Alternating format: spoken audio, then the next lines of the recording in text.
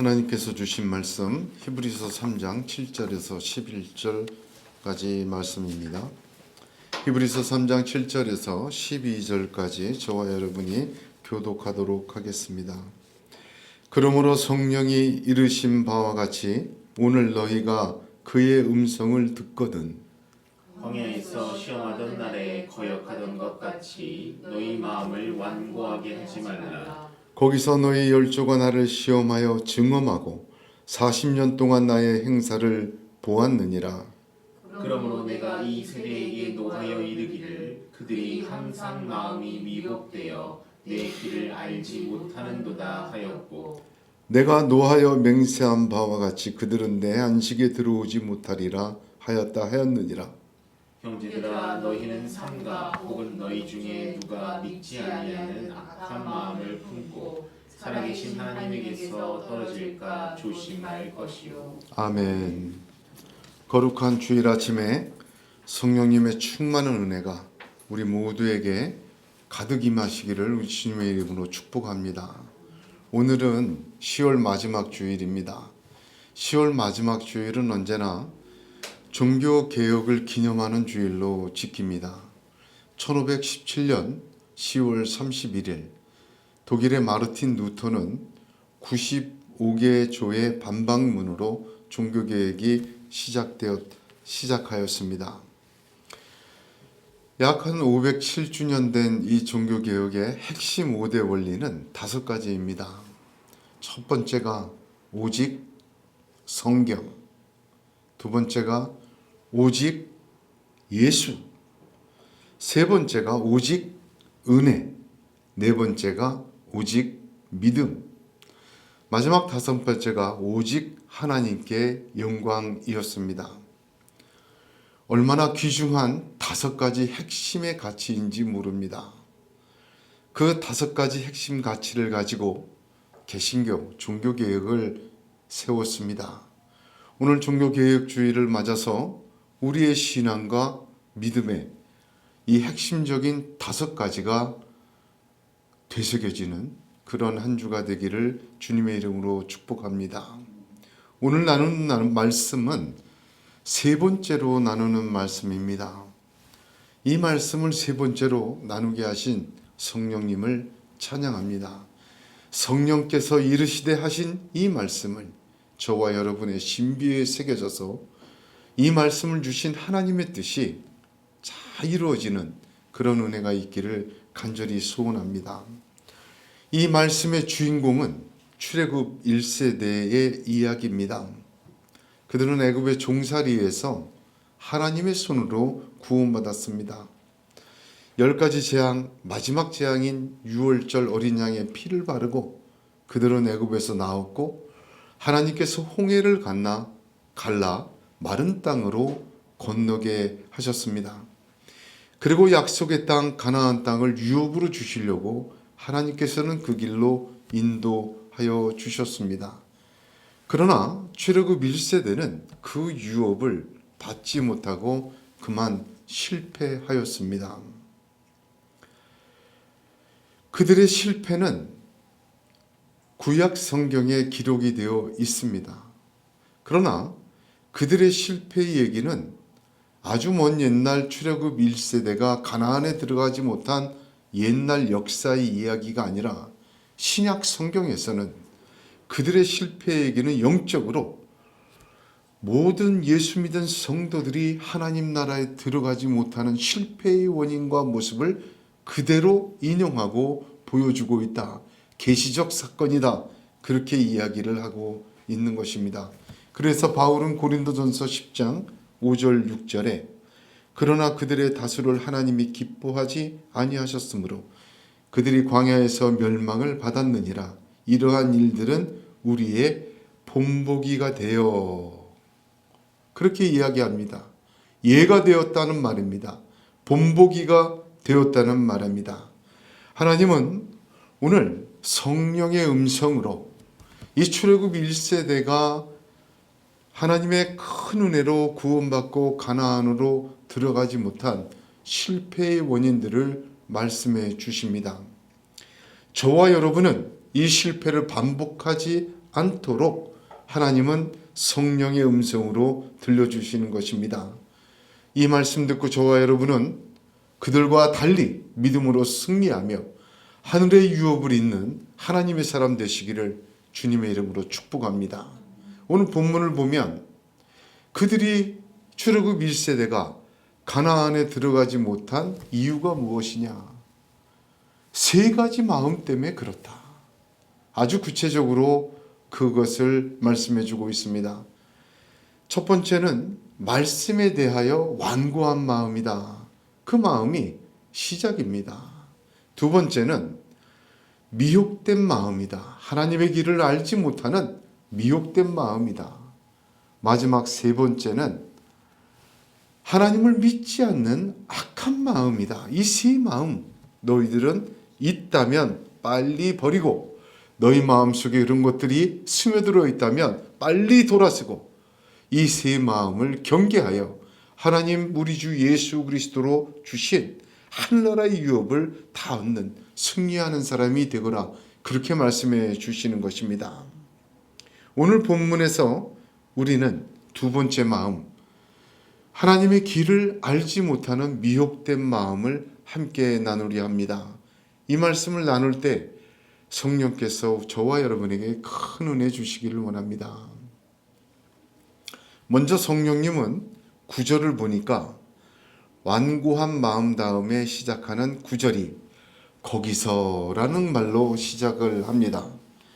거기서 너희 열조가 나를 시험하여 증험하고 40년 동안 나의 행사를 보았느니라.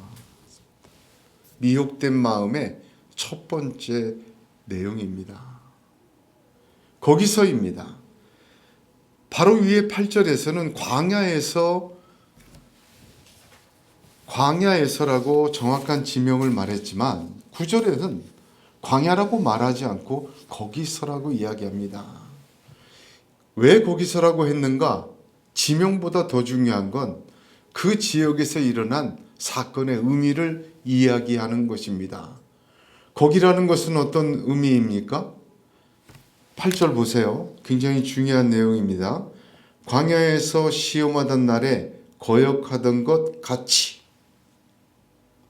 자, 여기에 딱 한 글자를 더 집어넣어야 돼요. 그럼 분명해집니다. 광야에서 하나님이 너희를 시험하던 날에 거역하던 것 같이. 이 부분만 주의해서 들으면 돼요. 하나님은 이스라엘을 광야에서 시험하셨습니다. 시련을 주시고 단련하시고 그들을 하나님의 사람으로 만들어 가시고 그들을 테스트하셔서 그들이 하나님의 사람임을 증명하도록 기회를 주셨어요. 그런데 하나님의 그 시험을 어떻게 했습니까? 받아들이지 않고 반역하였습니다. 오히려 광야란 그런 곳입니다. 광야란 하나님이 하나님의 백성을 시험하는 곳이에요. 애굽에서 나온 그 사람들이 애굽의 물이 쭉 빠지고 하나님의 사람으로 되어도록 정련하고 재련하고 시험하고 만들어가는 것이 광야예요.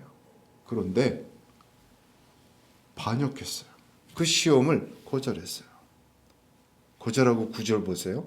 거기서 하나님의 행사를 보았어요. 하나님이 자기들을 단련하고 하나님의 사람으로 거듭나게 하고 하나님의 사람으로 만들어가는 하나님의 손길을 구름기둥 불기둥으로 매일매일 봤어요. 모세를 통해서 하나님의 말씀을 다 들었어요. 시내산에서 말씀도 들었어요. 그러나 거역했어요. 그리고 거역한 것으로 끝나지 않았어요. 하나님이 훈련하는 그 장에서 하나님을 오히려 시험하고 증험하였습니다. 이게 핵심입니다. 훈련받아야 될 곳에서 하나님을 훈련시키려고 했어요. 그 말입니다. 무슨 뜻인지 아시죠? 하나님께 시험받고 단련받아야 되는데 그게 광야인데 그 광야에서 그것을 거절하고 자기들이 하나님을 시험하고 단련시키고 증거시키고 증명시키려고 했습니다. 주객이 전도된 거죠.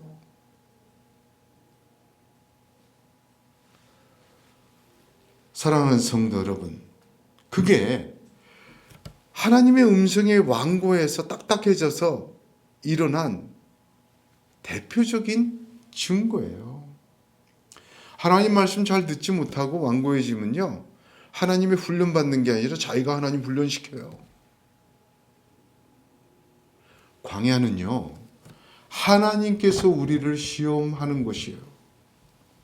광야 같은 인생은 하나님께서 우리를 시험하는 거지. 그래서 뭐라고 되어 있습니까? 이사야 40장 30절에 3절에 외치는 자의 소리여 가라되 너희는 광야에서 여호와의 길을 예비하라. 사막에서 우리 하나님의 대로를 평탄케 하라. 이 말이 무슨 말인 줄 아십니까? 광야에서 하나님의 길을 내야 돼요. 하나님의 길은 하나님이 광야에서 우리를 하나님의 백성으로 시험하시는 것을 받아들이는 거예요. 이 광야에는 온갖 황무지입니다. 그 속에 하나님의 길을 내도록, 하나님의 길이 나도록 그렇게 순종하고 하나님의 시험을 받으라는 거예요. 그것에서 이스라엘 백성들처럼 오히려 그 하나님의 시험을 거절하고 하나님의 길이 나는 것을 외면하고 자기의 길을 내려고 하나님을 시험하고 하나님을 증험하는 것 멈춰라. 이게 두 번째 미혹된 마음으로 벌어진 일들이었다 말하십니다. 사랑하는 성도 여러분, 하나님은 이사야서 43장 19절에 보라 내가 새 일을 행하리니 이제 나타낼 것이라. 너희가 그것을 알지 못하겠느냐. 정녕 내가 광야의 길과 사막의 강을 내린다 하셨습니다. 그렇습니다. 광야에는 하나님의 길이 나야 돼요. 그래야 하나님이 오시죠. 광야에는 하나님의 시험을 받아들이는 백성들이 하나님의 길을 예비해야 하는 곳이에요. 그럴 때 하나님이 그 길로 오셔서 그 광야 속에서 새 일을 행하십니다. 사막에 강이 흐르게 하시고 광야에 길을 내시고 천국의 길에 이르도록 하나님은 하나님의 길을 통해서 오시고 그 역사를 이루어 내시는 것입니다. 그들의 거기서는 하나님의 시험을 거절하고 자기들이 하나님을 증험하였습니다. 우리의 여기서는 그러지 말아야 되겠습니다. 여러분, 우리가 광야 같은 인생을 살 때 우리 자신을 한번 생각해 보세요. 다 길이 나 있어요. 내 마음속과 내 인생을 보면 탐욕의 길이 나 있어요. 정욕의 길이 나 있고 미움의 길이 나 있고 세상이 만들어진 죄악의 길들이 나 있어요. 애굽에서 닦아왔던 인생과 육신의 길이 나 있어요. 이걸 아셔야 돼요. 그 길에는 하나님이 못 오세요. 그 길로는 성령이 오실 수가 없어요. 그 길로는 우리 주 예수 그리스도가 들어올 수가 없어요. 온통 애굽의 길로 가득 차 있던 이스라엘 백성을 광야로 불러내서 너희는 그 광야에서 길을 예비해라. 내가 너희를 실험하고 단련하고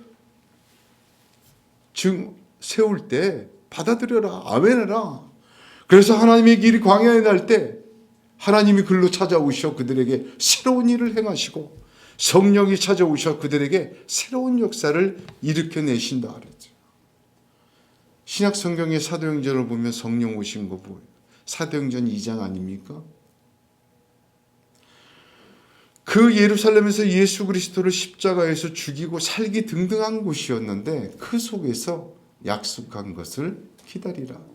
그들이 기도하고 기다렸어요. 그냥. 그럴 때 그 험한 세상 속에서 하나님의 길을 낸 그 120명 성도들에게 그 길을 따라 성령이 내려오신 것입니다.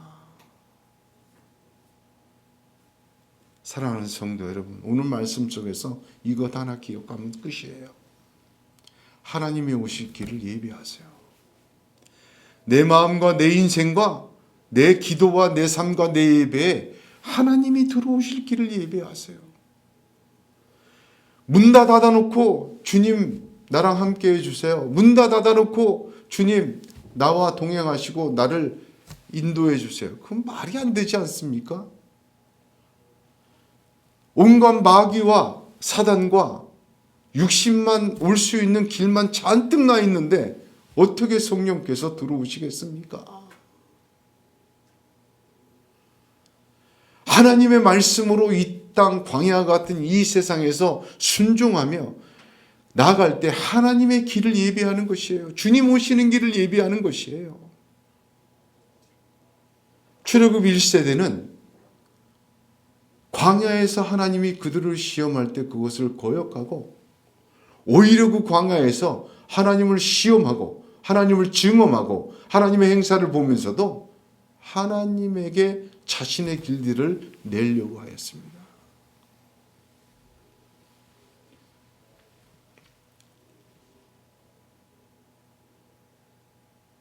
하나님의 은혜는 높고서 우리가 그 하나님의 길을 광야 속에서 말씀 순종할 때 그 길이 나는 거예요. 하나님의 은혜는 흘러들어옵니다. 멈출 수가 없어요. 그 길이 열려지기를 주님의 이름으로 축복합니다. 여기 미혹되다는 말을 헬라어를 보게 되면 미혹되다는 말은 플라나우라는 단어인데 외부적인 유혹에 내가 넘어가다 그 뜻이 아니에요. 이탈하다 그 뜻입니다. 이탈하다. 방황하다 그 뜻이에요. 마음이 미혹되었다 그 말은 무엇이냐면 외부적인 유혹에 네가 흔들려서 헷갈렸다 그 뜻이 아니에요. 스스로 이탈한 거예요. 그래서 제가 그걸 찾아봤어요. 신명기와 여호수아에서 모세가 여러 번 강조했죠. 여호수아 1장 9절에 여호수아에게 모세가 마지막으로 준 말씀 1장 6절에 뭐라고 얘기했냐? 오직 너는 마음을 강하게 하고 극히 담대히 하여 나의 종 모세가 내게 명한 율법을 다 지켜 행하되고 좌로나 우로나 치우치지 말라. 그리하면 어디로 가든지 형통한다 했어요. 치우치다라는 단어가 히브리어로는 수르예요. 이 수르라는 단어가 플라나우 같은 뜻입니다. 이탈하다, 방황하다 똑같은 뜻이에요. 그래서 히브리어 수르라는 단어가 치우치다는 단어가 신명기 17장 17절에서는 미혹으로도 번역이 되었어요. 아내를 많이 두어서 그 마음이 미혹되게 말 것이며 할 때 그 미혹이 이 수르라는 단어예요. 스스로 이탈하는 거예요. 그러므로 미혹되었다는 것은 문자적으로 하나님의 말씀대로 걷지 못하고 좌로나 우로나 치우치어 그 길에서 이탈하는 것을 뜻합니다. 누구의 의지로? 자기의 의지로. 왜 하나님의 말씀에서 이탈합니까? 왜 그럽니까? 자기 길을 내려니까. 하나님 말씀대로 길을 닦아야 돼요. 성막도 하나님이 그 내용과 기구와 문양까지 색깔까지 다 재료까지 지정해 주셔서 하도록 했어요. 그런데 왜 이탈합니까? 자기의 길을 만들려니까. 하나님에게 오실 길을 만들지 않고 자기 길을 만들려니까. 하나님 말씀을 건성건성 듣다 보니까 자기 길을 만들다 보니까 미혹, 이탈해버리는 거예요, 스스로.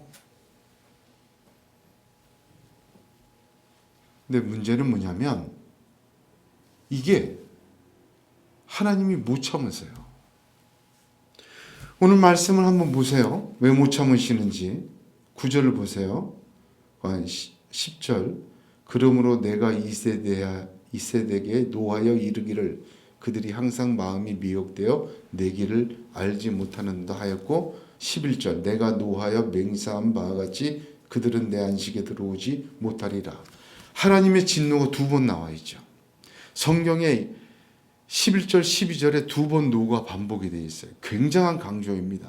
하나님은 이렇게 하나님의 테스팅을 거부하고 하나님의 사람으로 바뀌어지는 것을 거절하고 자기가 하나님을 바꾸려고 하고 하나님의 길을 내려 하시는데 오시려고 자기 길을 내고 자기가 자기 멋대로 길을 내는 것 하나님이 참지 않으세요.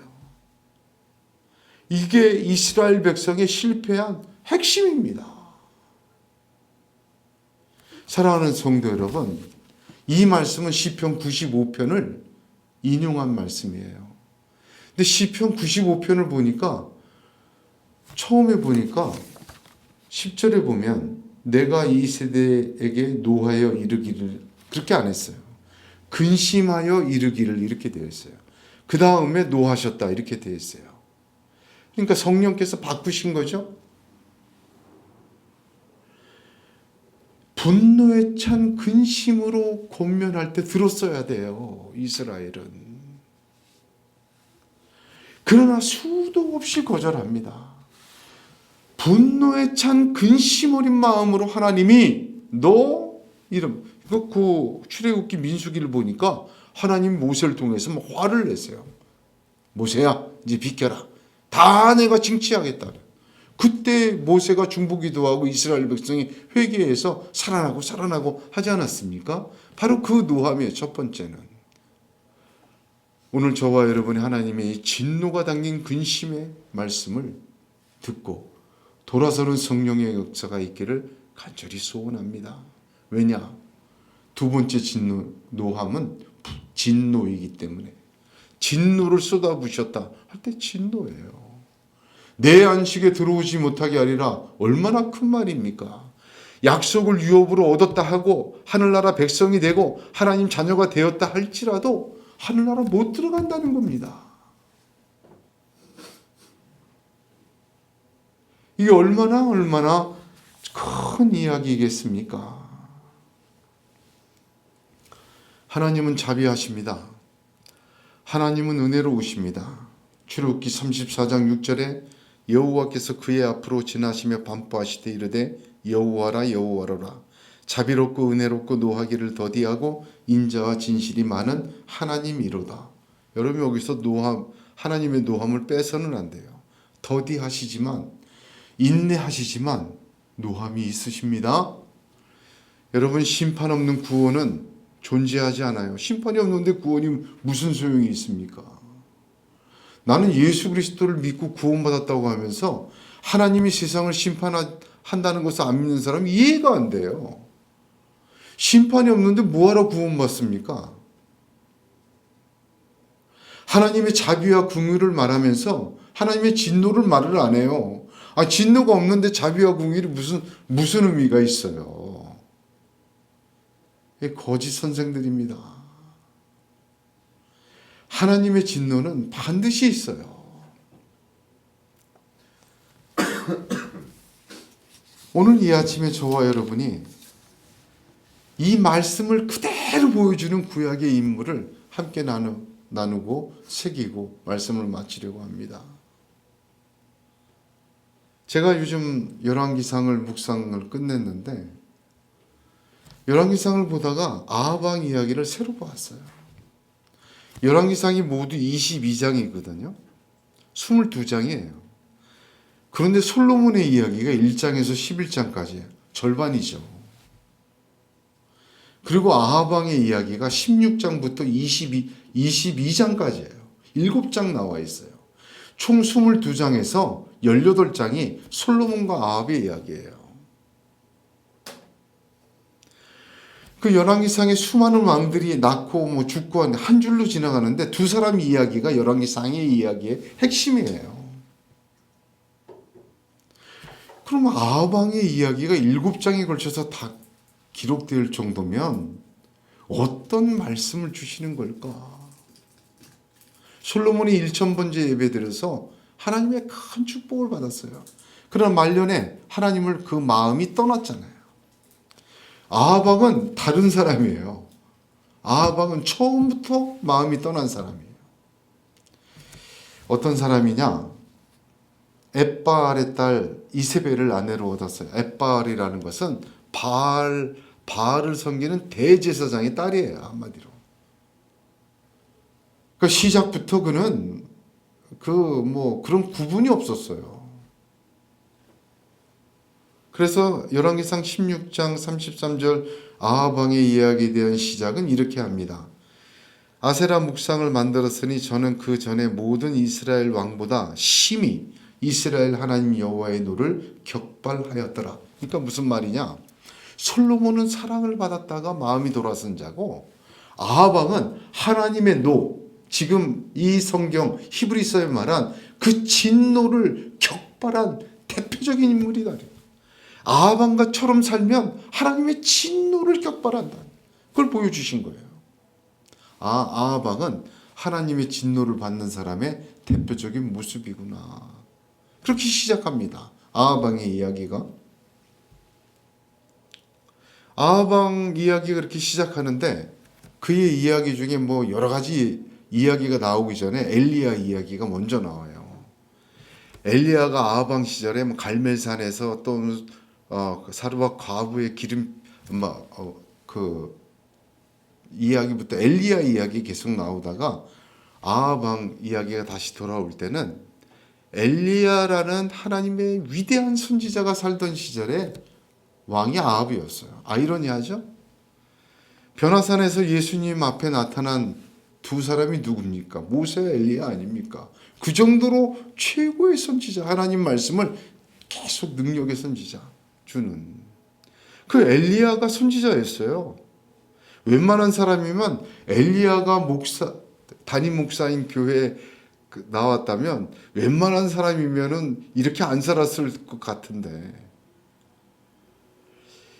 엘리야가 선지자였고 그 사건의 핵심이 뭐냐면 아람 왕 벤하닷이 2번이나 침공을 해요. 전 그 기사를 보면서 참 이해할 수가 없었어요. 이렇게 타락한 왕에게 벤하닷이 곧 죽어요. 이제 거긴 대제국이니까. 아합 왕이 기도하지도 않습니다. 하나님 앞에. 간구하지도 않아요. 살려달라고 부르짖지도 않았어요. 그런데 하나님이 선지자를 아합에게 보내요. 뭐라고 하시냐면 20장 13절에 한 선지자가 이스라엘 왕 아합에게 나아가서 가로되 여호와의 말씀이 내가 이 큰 무리를 보느냐 내가 오늘 저희를 내 손에 붙이리니 너는 내가 여호와인 줄 알리라 하셨나이다. 간구하지도 않고 부르짖지도 않았는데 하나님이 내가 여호와인 줄을 알게 하시는 하나님의 행사를 광야에서 이스라엘에게처럼 아합에게 보여주셔서 이기게 하세요. 그래서 벤하닷이 의기장랑하게 왔다가 완전 패했거든요. 이를 갈고 1년을 더 준비합니다. 2번째 침공을 해요. 그 2번 침공할 때 한 번 봤으면 아합이 좀 변화되고 여전히 그랬어요. 근데 또 하나님이 간구하지도 않는데 선지자를 보냅니다. 선지자를 보내서 2번째 침공 때 왕상 열왕기상 20장 28절에 때에 하나님의 사람이 이스라엘 왕에게 나와 고하여 가로되 여호와의 말씀이 아람 사람이 말하기를 여호와는 산의 신이요 골짜기의 신은 아니라 하도다. 그러므로 내가 이 큰 군대를 다 내 손에 붙이리니 너희는 내가 여호와인 줄을 알리라 하셨나이다. 그리고 또 이기게 하세요. 내가 여호와인 줄을 알려주신 거예요. 그의 행사를 보여주셨어요. 끊임없이. 그럼에도 불구하고 아합이라는 이 왕은 하나님을 섬기지 않았어요. 알면서도. 그는 제가 아합 왕 이야기를 묵상하면서 히브리서 이 말씀에 완전 표본이구나. 하나님의 노를 격발하는 하나님 미혹된 마음에 참지 않으십니다. 하나님의 길을 내야 되는데 자기 길 내고 있는 사람 참지 않으세요. 그게 누구냐? 아합이다 이거예요.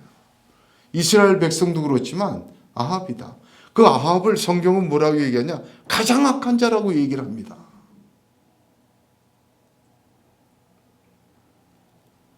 중요한 것은 열왕기상 21장 25절입니다. 성경이 아합에 대해 평가를 합니다. 예로부터 아합과 같이 그 자신을 팔아 여호와 앞에서 악을 행한 자가 없음은 그를 그의 아내 이세벨이 충동하였음이라. 나봇의 포도원을 빼앗고 죄악을 저지르고 다 그런 짓을 했지만 마지막 평가가 뭐냐면 자신을 판 자라 얘기합니다. 굉장히 중요한 내용입니다. 원문 그대로 직역하면 스스로 자기 자신을 노예로 넘겼다 그래요. 대가를 받고. 팔았다는 말은 자기 몸을 팔았다는 얘기예요. 노예로. 돈을 받고 자기를 팔아버린 거예요. 이세벨의 충동을 받고 아합은 세상에 자기의 정욕과 탐욕을 위해 자기 자신을 그에게 팔아버렸어요. 영혼까지 탈탈 팔아버렸어요. 마음이 미혹된 자, 대표적인 자, 자신을 스스로 팔아버리는 자입니다. 오늘날 자신을 스스로 판 자는 아합 한 명에 그치지 않습니다. 제가 보면요, 어떤 그 권력과 자리에 올라가려고 자기를 팔아요. 다 그래. 여기는 어쩔 수가 없어. 어쩔 수가 없기는 안 하면 그만이지.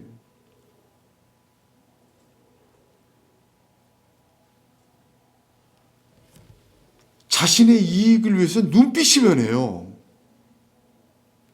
믿음을 버리진 않는데 믿음 얘기 쭉 빼버려요. 성경 얘기 쭉 빼버려요. 그때부터는 이게 공인중개사인지 목사인지 모를 정도로 헷갈려요. 눈빛이 갑자기 확 바뀌어요. 반짝반짝해요. 예배드리고 기도하고 믿음 얘기하고 하던 사람이에요. 늘 성전에서 함께 말씀 나누고 은혜 나누던 사람이에요. 그러나 갑자기 돈 얘기 나오고 자리 얘기 나오고 뭐 얘기 나오면 눈빛이 확 바뀌어요.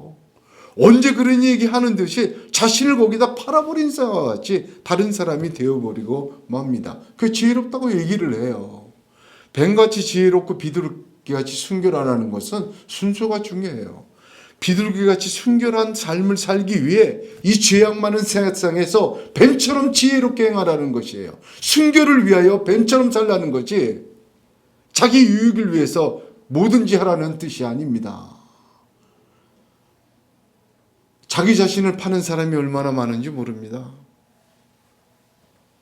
자기 자신이 낸 길, 마음의 길, 탐욕의 길, 정욕의 길, 세상이 낸 길, 세상의 소리, 자기의 유익, 자기의 인생의 성공, 자기의 모든 것을 위해 낸 길을 다 닦아놓고 자기를 팔아버렸어요. 하나님이 계심을 알아요. 하나님이 자신의 길을 내기 위하여 수도 없이 내가 여호와인 줄 내가 알리라 하고 역사하시고 그 행사를 봄에도 불구하고 하나님을 시험하고 증험하고 하나님의 길을 외면합니다. 자기의 길 외에는 관심이 없어요. 여러분, 그런 것에 자기를 팔아버리면 하나님의 진노가 임합니다. 다윗은요, 굉장히 죄악을 많이 저지른 사람이에요. 오죽하면 다윗이 성전을 건축한 자재와 모든 것을 준비했지만 하나님이 허락지 않으신 내 손에 피가 너무 많답니다.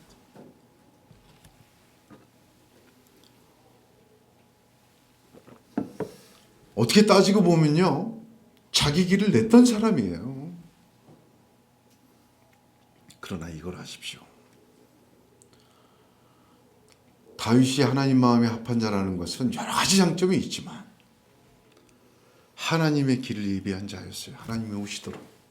죄를 졌을 때도 하나님이 오시도록. 승리했을 때도 하나님이 오시도록. 탐욕이 생길 때도 하나님이 오시도록. 인구조사를 해서 큰 벌을 받아야 돼요. 하나님 잘못했어요. 세 가지 중에 고르라래요. 선지자를 통해서. 다윗이 뭘 택합니까? 하나님 손에 빠지는 것이 사람의 손에 빠지는 것보다 그래도 낫다. 왜? 하나님은 자비하시기 때문에. 그래서 전염병을 택해요. 아, 이거구나. 아, 이런 믿음이구나. 사실 따지고 보면 이 세상을 살면서 광야 같은 세상을 건너고 가나안으로 가는 이 길에서 우리는 우리의 마음속에 우리 인생에 세상이 낸 길이 가득합니다. 내 마음과 탐욕과 욕심으로 낸 길이 가득합니다. 그 많은 길이 다 그 길을 통해서 우리에게 내가 허락한 길을 통하여 세상의 것들은 우리를 점령하기 시작합니다. 그러나 하나님은 그 광야와 같이 많은 세상의 길 속에 내 길을 내라고 말씀하십니다. 내 말씀을 따라 내 길을 내라. 내가 그 길로 들어가 새 일을 행하리라 하십니다. 오시고 싶어 합니다. 성령이 임하기를 원하십니다. 하나님이 역사하기를 원하십니다. 길이 있어야 역사하지.